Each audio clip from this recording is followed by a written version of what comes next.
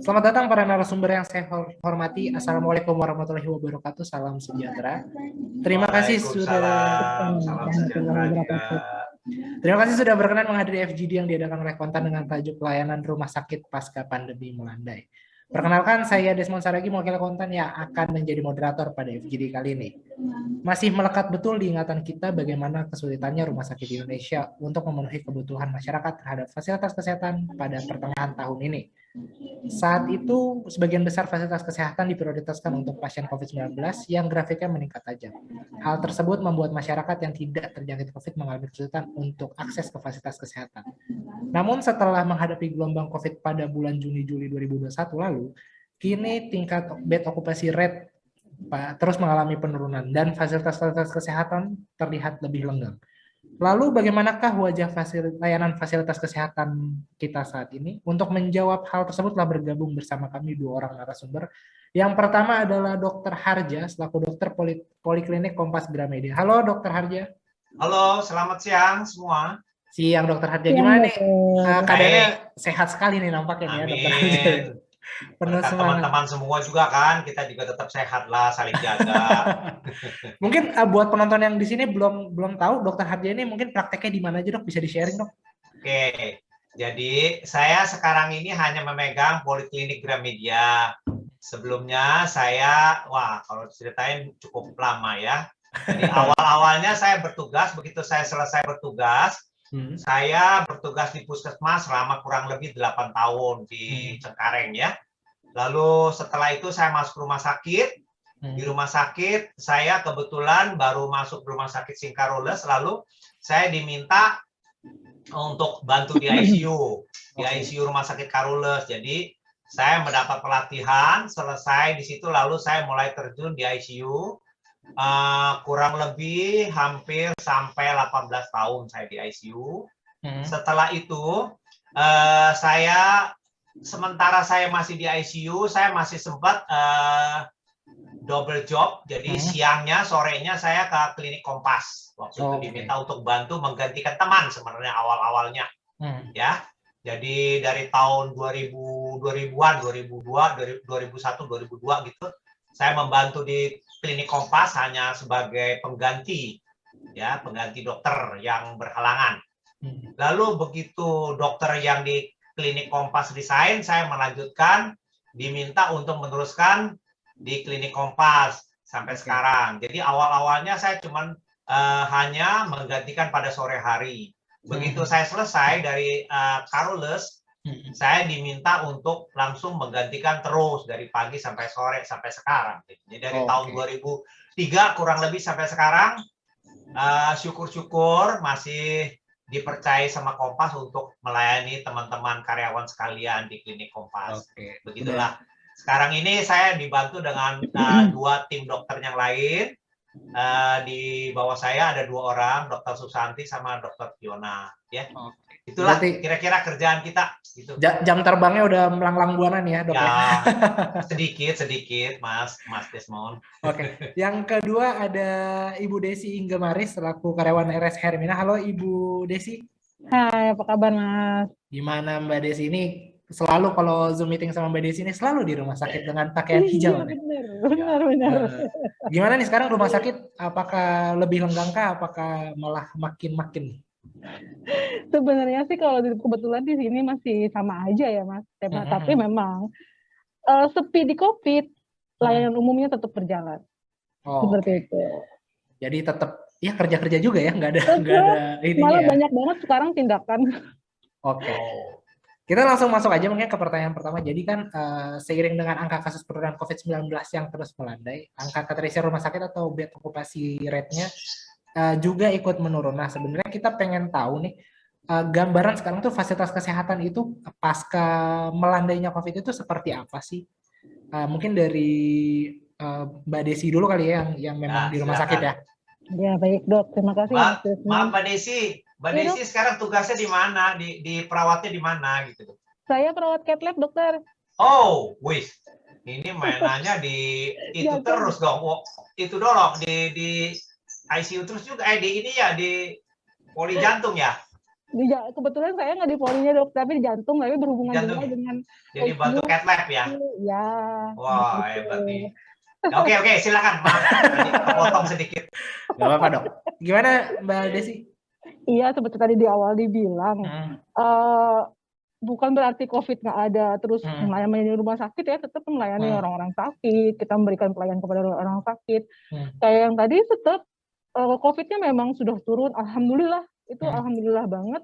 Tapi tetap aja, beberapa pasien banyak lagi tindakan kayak operasi atau itu malah sakit rame. Biasanya COVID itu hanya 10 tindakan, ini bisa 30, bisa 40 seharinya tuh tindakan gitu kan. Kebetulan saya juga di cath lab dan bergabung dengan kamar operasi seperti itu. Jadi untuk pelayanan kalau kayak di poli atau apa, tetap sih nggak ada berkurang sama sekali.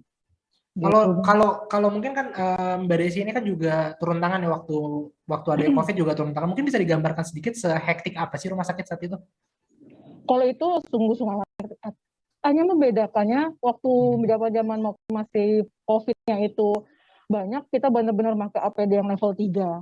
Harus pakai gaun, harus pakai apa. Setidaknya kalau sekarang hanya cukup dengan masker. Itu yang sangat beda banget. Terus kita benar-benar harus benar-benar protect banget diri kita gitu kan. Tapi alhamdulillah dengan sendirinya berkurang karena mungkin karena aku sudah divaksin juga dan emang trennya udah turun ya. Imunitasnya mungkin sudah terbentuk di masyarakat. Mudah-mudahan ya dok. Ya, amin. Kalau dokter Harja mungkin melihatnya gimana dok? Dengan saya nggak tahu sih di poliklinik KG itu ada nanganin COVID juga apa enggak sih dok? Kalau di KG? Ya gini ya. Kita sebenarnya karena fasilitasnya terbatas ya, Mas Desmond ya. Mungkin kita nggak bisa langsung, tapi banyak yang waktu kejadian sedang ramai-ramainya itu, kita boleh bilang dokternya nggak berhenti, terima WA-an terus. Jadi begitu, karena dari unit-unit yang terdampak gitu loh, unit-unit terdampak kan pasti karyawannya ada yang kebingungan nih. Begitu dia positif kan bingung nih mau diapain nih. Terus kan kita kan mesti ngadakan tracing ya, lacak ya sampai di mana tuh teman-temannya kemarin nih 1-2 hari sebelumnya, 3 hari sebelumnya berkontak nih dengan beliau-beliau ini.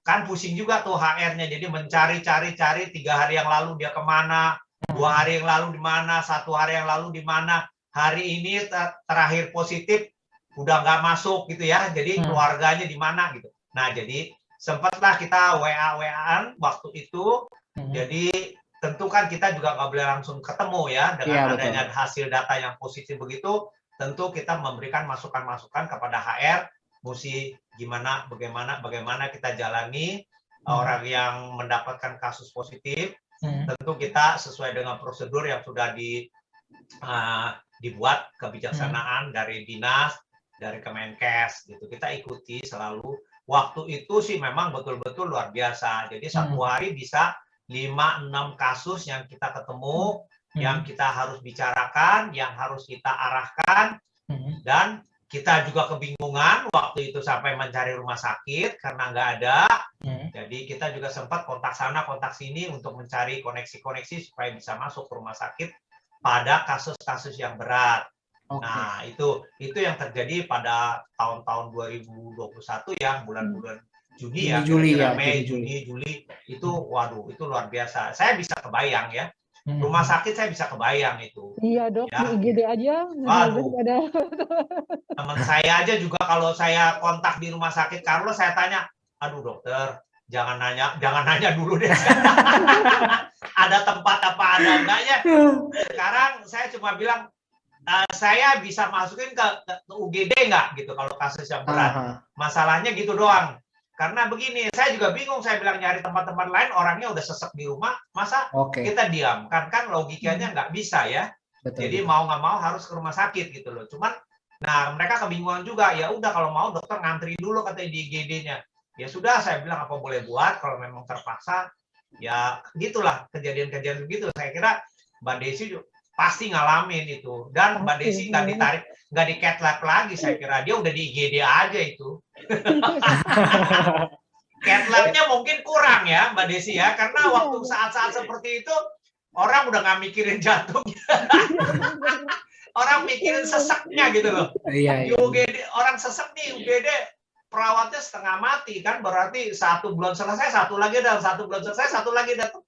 Udah kebingungan juga sih. Jadi saya bisa ngebayang gitu ya. Jadi itulah yang terjadi kira-kira. Jadi waktu keadaan-keadaan itu luar biasa memang. Jadi kita tetap prihatin. Mudah-mudahan jangan sampai kejadian ini. Yang ini yang kita mesti was-was nih ya. Jadi kelihatannya orang udah mulai longgar, memang betul. Sekarang ini sudah mulai melandai. Tapi kita jangan kegirangan dulu gitu loh. Jangan terlalu euforia gitu istilahnya nih Mas Desmond. Jangan. Betul. Kita tetap waspada, kita tetap hati-hati. Karena kita lihat sekitar negara kita masih turun naik kasusnya. Jadi kita jangan keburu senang dulu. Jadi kelihatannya memang kita oke. Memang sekarang di Asia Tenggara kita termasuk yang paling rendah ya kasusnya dan paling berhasil lah kalau dilihat dari sementara ini dari hasil-hasil yang sudah ada. Jadi kita sih cukup gembira ya. Tapi kalau di poliklinik KG sekarang gimana dok kesibukannya dok? Kalau poliklinik KG masih berjalan seperti biasa, tapi konsultasi untuk COVID relatif sudah hampir tidak ada. Jadi lebih banyak seperti Mbak Desi juga nanganin kasus-kasus biasa. Konsultasi biasa, konsultasi yang takut mungkin COVID gitu ya, takut ya bisa lah karena kan dia takut masih ada momok seperti itu. Tapi mungkin bukan. Jadi tapi mereka untuk memastikan biasanya dia konsultasi lewat telekonsultasi. Kita buka telekonsultasi, ada nomor HP khusus untuk poliklinik, jadi mereka boleh kontak, dokternya selalu standby dalam poliklinik ya. Gitulah kira-kira. Berarti kalau waktu kita coba membayangkan waktu zaman Juni-Juli kemarin itu ya, ketika lagi naik-naiknya COVID ini gimana sih sebenarnya untuk orang-orang yang memang tidak terkena COVID tapi butuh perawatan di vaskes gitu, apakah bisa terlayani dengan baik juga nggak sih? Mungkin kalau dokter Harja di poliklinik gimana waktu itu? Kalau di poliklinik kita kan lebih banyak kan banyak kan kita WA konsultasi lewat online. Jadi kita arahkan mereka posisinya di mana sekarang ini ya. Begitu kita tahu ada kasus, kita arahkan kamu di mana sekarang, tinggalnya di mana, alamatnya di mana. Nah, kita arahkan kamu gejalanya apa-apa saja ya.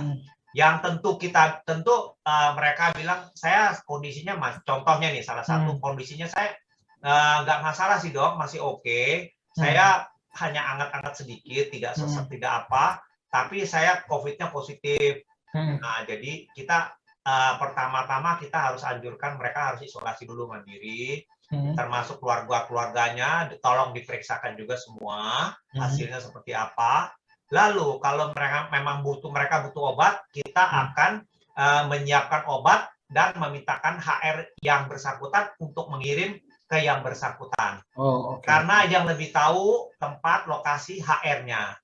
Jadi mereka lebih tahu kondisinya seperti apa. Kita kirimkan obatnya, tolong dikasihkan. Nah, kalau ada apa-apa silakan telepon ke dokter, ke saya, ke teman-teman saya semua. Gitu. Tapi waktu itu keadaan seperti itu ya. Nah, kalau kenyataannya dia negatif, ya sudah saya bilang berobat aja biasa.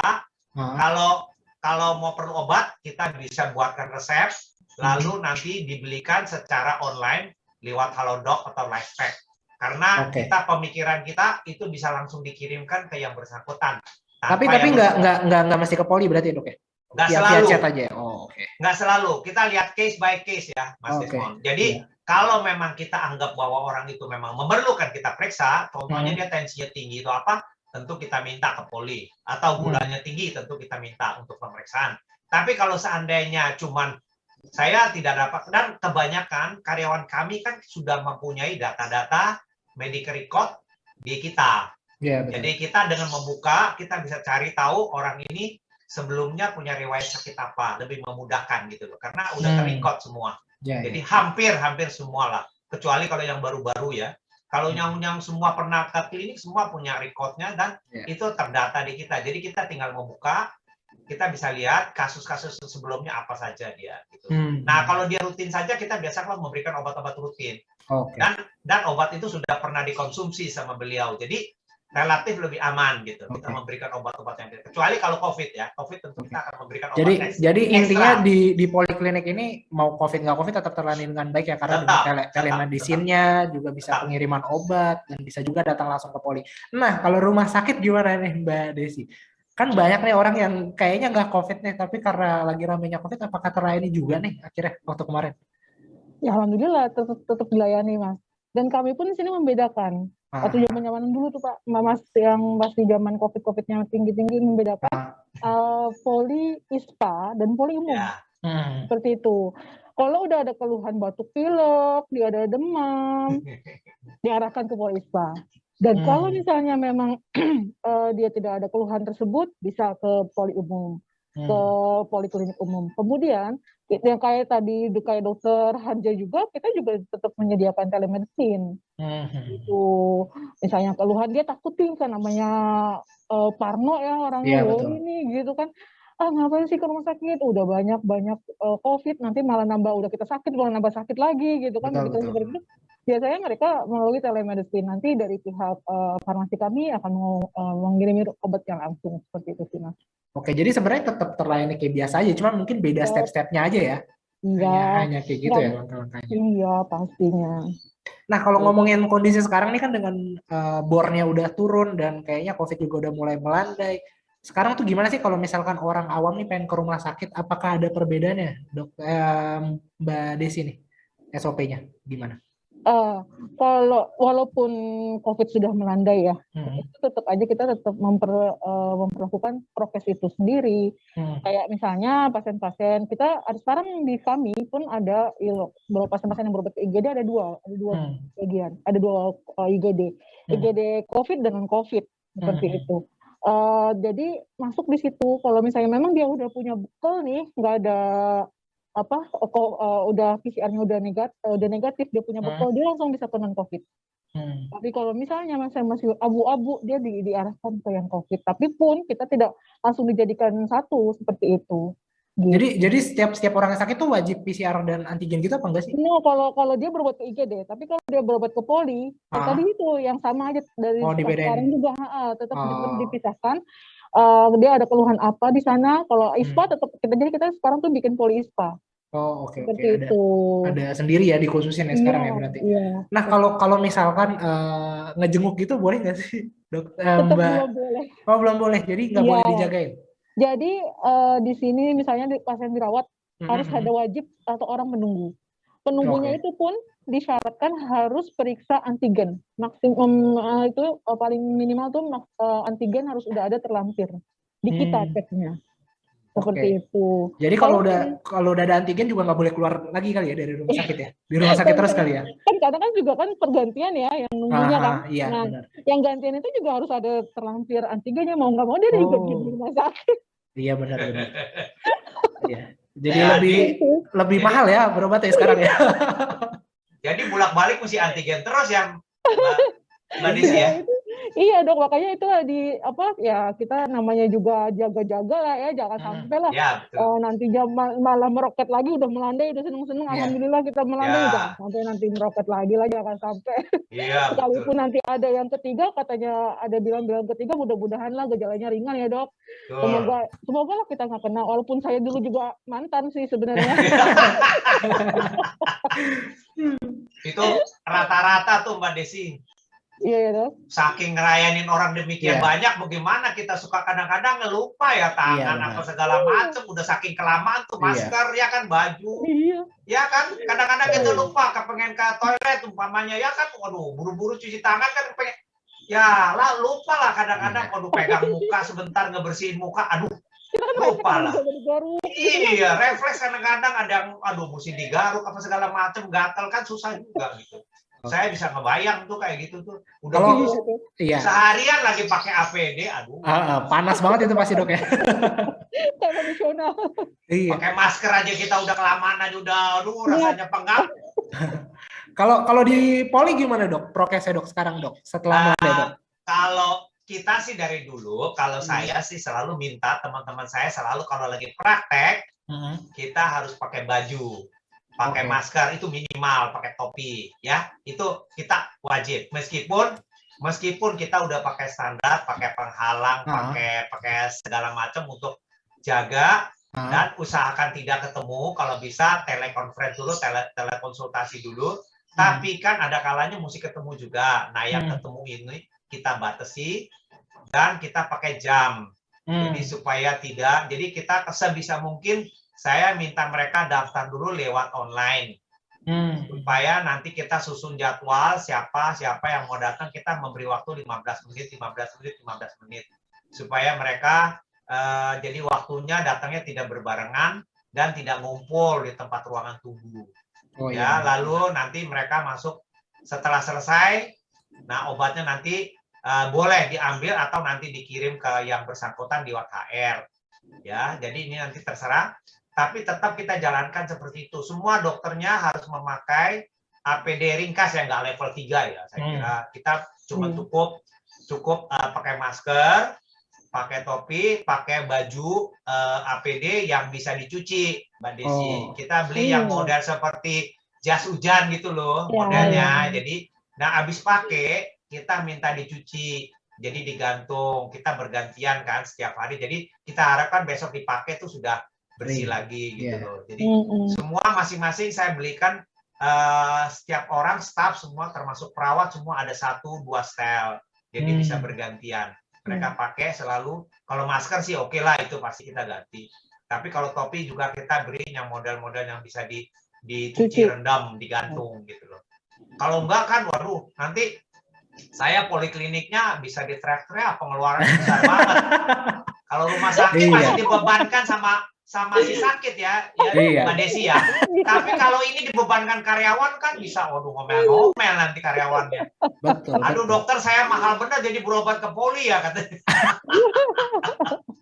Jadi kita sekali keluar, tapi ya sudah kita bisa pakai terus. Nah sampai sekarang kita tetap masih menjalankan seperti itu, Mas Desmond. Oke, jadi protokol nggak ada perubahan ya dengan peningkatan itu. Kalau kapasitas berapa sih dok sekarang dok di ini dok? Apa tuh? Apanya? Di kapasitas orang yang bisa datang ke poli berapa? Jadi kita ngebatasin, kan saya biasa mulai kan jam 9, kalau sekarang ini ya, karena kita masih terbatas untuk orang intern kita, untuk karyawan. Tadinya kan kita melayani untuk karyawan di luar, ya, orang-orang luar, orang umum. Tapi karena dalam masa COVID ini kita sementara masih ngebatasi untuk karyawan kami saja. Jadi tidak menerima karyawan luar, orang-orang luar dulu untuk jaga juga, karena takut nanti kerumunan, kita takut gitu loh. Jadi, nah rata-rata kita melayani kurang lebih sekitar setiap hari sekitar 10-20 ya. Di luar yang kalau yang datang mungkin sekitar 10-an. Tapi yang di luar itu bisa 10-20 orang yang lewat konsultasi gitu. Oke. Jadi karena kebanyakan karyawan kami itu karyawan lama, ya Mas Desmond, Mbak Desi itu karyawan lama. Jadi kita sudah mengenal, mereka menyebut nick-nya, nomor anggota karyawan, sama nama, kita udah langsung bisa ngelacak di komputer, kita tahu, langsung kita buka, langsung kita bisa telekonsultasi. Jadi kita langsung bisa klik. Jadi kita sudah punya datanya, jadi Bu, gitu. Jadi ya lebih enak lah ya, karena udah kenal juga sama orang-orangnya ya, udah tahu juga permasalahan. Nah kita masuk ke pertanyaan berikutnya nih.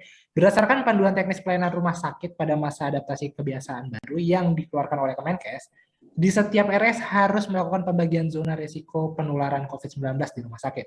Artinya zonasi di RS dibagi menjadi 2, yaitu zona COVID-19 dan zona non-COVID-19. Sebenarnya bagaimana sih pelaksanaan sistem zonasi tersebut di rumah sakit nih saat ini? Mungkin ke Mbak Desi kali ya, yang di rumah sakit nih, gimana Mbak Desi? Iya, seperti tadi saya bilang, dari awal kita dari pintu UGD, kita juga udah bilang, tadi kan udah ada non-COVID, ada yang COVID, seperti itu. Kemudian untuk polinya juga ada yang poli ISPA. Kalau kita bilang itu poli mawar lah ya, di sini sebutannya. Sama poli yang non-COVID-nya juga, seperti itu. Jadi memang itu sebelum COVID pun, maksudnya sebelum meningkatnya COVID pun udah ada sebenarnya dok ya? Kayak Mbak Desi ya? Untuk pembagian itu, apa baru nih? Sebenarnya pas lagi awal-awal, pas sudah kedua itu loh, yang bulan Juli ya. Mulai dari situ, udah mulai kita, dari rumah sakit kita tuh, udah dibuat seperti itu, yang non-COVID dan COVID, seperti itu. Jadi kayaknya, karena kalau kita jadikan satu, kasihan kalau misalnya dia yang nggak COVID gitu kan, yang non-COVID ternyata namanya juga kontak gitu kan, nggak ada yang tahu, bisa abis dia pegang atau bagaimana, kita kan juga nggak tahu. Iya. Seperti itu. Ngeri juga ya, jadi pasiennya takut juga mungkin ya nanti ya. Itulah momok Kalau gitu. masyarakat yang ngapain, ke rumah sakit udah, ntar dong mau ketularan COVID Iya. gitu kan. Kalau poliklinik ada nggak dok zonasi gitu? Enggak. Apa enggak? Enggak ada ya? Oke. Karena kita kan yang datang relatif nggak terlalu banyak ya Mas. Iya betul. Dan juga juga seperti rumah sakit. Karena yang sebelumnya kalau yang udah positif kan pasti kita udah lewat WA dulu ya, telekonsultasi, dan biasanya HR-nya memberitahu kita, dok, saya punya staff nih ada yang kena gini gitu loh. Nah mereka biasanya lewat konsultasi. Jadi biasanya kita tidak minta untuk datang, tapi cukup konsultasi, kalau perlu video call. Jadi dengan itu jadi kita bisa tahu keadaannya, lalu kita tinggal siapkan obatnya, nanti kita kirim lewat HR. Gitu. Jadi praktis tidak terlalu banyak yang datang di poli dengan kasus seperti itu. Gitu. Nah sebenarnya kan jadi yang jadi ketakutan kita bersama ini, apakah kan ada isu-isu akan terjadi gelombang ketiga, tadi juga dokter udah nyinggung itu, dan Mbak Desi juga menyinggung itu. Sebenarnya kesiapan dari Vaskes kita ini kalau misalkan terjadinya gelombang ketiga ini seperti apa sih sekarang? Apakah sudah siap? Karena kan lucu ya kalau kita ternyata nggak siap lagi, padahal gelombang kedua kemarin udah jadi pelajaran yang sangat berharga gitu. Gimana nih? Mungkin Dokter Harja dulu kali ya, ngeliatnya gimana? Oh gitu ya. Jadi gini, menurut saya sekarang ini meskipun kita kelihatannya memang sudah landai ya, rumah sakit udah turun sampai di bawah 8%, 6%, 7%, itu kira-kira saya lihat rata-rata sekitar segitu ya, udah sangat sedikit sih sebenarnya. Tapi tetap menurut saya kita pandemi ini belum selesai loh. Jadi jangan dianggap remeh gitu loh. Jadi ini kita masih bisa sewaktu-waktu berkembang lagi, apalagi dengan adanya sekarang varian-varian baru. Jadi mesti hati-hati ya, karena virus tuh pinter banget gitu loh. Kalau kita istilahnya, kita nggak segampang seperti itu. Virus tuh pinter banget, dia mutasinya pinter. Kita bisa mengobati sekarang ini dengan macam-macam berbagai macam obat, apalagi sekarang ini kita sudah lakukan vaksinasi dengan baik. Lalu ada obat-obat virus segala macam untuk yang baru-baru ini. Tapi kan si virus juga pinter. Begitu dia kenal obat ini, dia juga bisa berubah juga untuk melawan itu juga. Jadi tidak seperti yang kita terlalu nyepelein gitu, jadi bahaya. Jadi tetap bahayanya itu tetap ada, apalagi sekeliling kita, negara-negara di Asia Tenggara semua masih fluktuatif, masih banyak yang tinggi-tinggi, masih banyak kasus-kasus yang positif gitu loh. Jadi dengan adanya mobilisasi, dengan adanya kita ini, kemungkinan besar bisa terjadi kalau kita tidak waspada. Jadi terutama pada saat-saat kita terjadi kerumunan. Nah, contohnya pada saat-saat nanti liburan, tentu itu sangat berisiko sekali kalau kita, masyarakat pada umumnya, tidak mau memperhatikan faktor-faktor protokol kesehatan ini dengan ketat. Ya, itu sangat, karena penularannya sebenarnya lewat kontak-kontak seperti itu. Virus tuh tidak mungkin hidup kalau tidak ada orang yang ditempelin gitu loh. Iya betul. Ya, jadi kalau virus itu jatuh aja di lantai, didiamkan berapa lama juga akan mati gitu loh. Iya. Ya, taruh di benda mati juga dia tidak diutik-utik, tidak dipegang-pegang, dia juga akan mati. Tapi kalau dia masuk ke seseorang yang hidup, dia bisa hidup justru itunya. Nah, itu yang penularan itu yang kita mesti cegah, kita mesti jaga. Jangan sampai kita terjadi, karena penularan itu yang membahayakan, membuat kita jadi gampang meluas ya. Apalagi kalau ada varian yang baru yang kita belum tahu, obat-obatnya belum tentu bisa untuk varian yang baru ini. Jadi hati-hati, menurut saya gelombang ketiga itu bisa muncul kalau kita tidak waspada. Jadi saya kira, saya kemarin ini baru lihat di televisi tuh dari pemerintah sudah menganjurkan nanti Nataru tuh PPKM-nya akan ditingkatkan jadi level 3. Level 3 ya. Bukan level 1 lagi. Itu memang untuk mensiap-siagakan kita. Jadi jangan lengah gitu loh. Jangan mentang-mentang sekarang udah level 1 terus udah enak gitu. Jangan juga. Jadi kita nggak boleh. Jadi kita tetap harus waspada. Itulah kira-kira dari saya. Barangkali Mbak Desi mau nambahin. Harus taat ya dok ya, kalau udah ada PPKM level 3. Betul. Jangan diakalin ya dok ya. Betul. Mbak Desi gimana? Virus lebih pintar dari kita loh. Iya benar. Mbak Desi gimana nih? Dari 2 jadi 4 jadi 8 bisa mutasi terus berkembang gitu Ah, seperti yang tadi itu, dokter Haja iya. bilang. Setuju banget dok. Kalau ngeliat kesiapan dari rumah sakit gimana nih Mbak Desi kalau misalkan terjadi gelombang ketiga, apakah sudah lebih siap nih sekarang? Insya Allah harus siap. Oke. Sudah ada improvement juga ya berarti ya dari rumah sakit? Ya pastinya dong Mas Desmond, kita belajar dari yang lalu lah ya, Ya. jangan sampai kita nakesnya nanti juga pada Betul. terbang lagi, jangan ya, jangan sampai nauzubillah min dzalik, jangan sampai lah seperti itu. Udah, Iya. jangan sekali lagi lah diulang, bahaya banget tuh. Kesian teman-teman banyak yang udah itu tuh, kesian juga itu nakes-nakesnya banyak yang kena banget itu. Iya, benar bener banget, jangan sampai lah gitu. Ya, Sekalipun memang ada yang ketiga, udahlah gejalanya gejala ringan-ringan aja lah, jangan yang berat-berat kayak zaman-zaman yang gelombang kedua gitu kan. Ya janganlah, cukuplah toh kayaknya kita sebenarnya berkaca aja kayak macam kayak TBC kayak gitu kan dulu juga masih ada aja ya dok. Sekarang kayak DBD atau apa ya. DBD, TBC ada. Dipoid atau apa ya, tetaplah kita belajar dari situ gimana kita mengantisipasinya seperti tadi dokter Harja bilang. Jangan kita keasikan nih, asiknya udah turun. Benar. Iya benar. Ya intinya jangan dilupa juga dulu kita pernah sampai kesulitan dapat oksigen, dapat rumah sakit susah, segala macam. Sampai kita dulu pernah mau operasi aja nih dok nih. Operasi elektif aja kita tunda-tundain. Iya. Kita oksigen nggak ada untuk apa? Takut, iya juga. Yang mau ngerjain juga takut lah.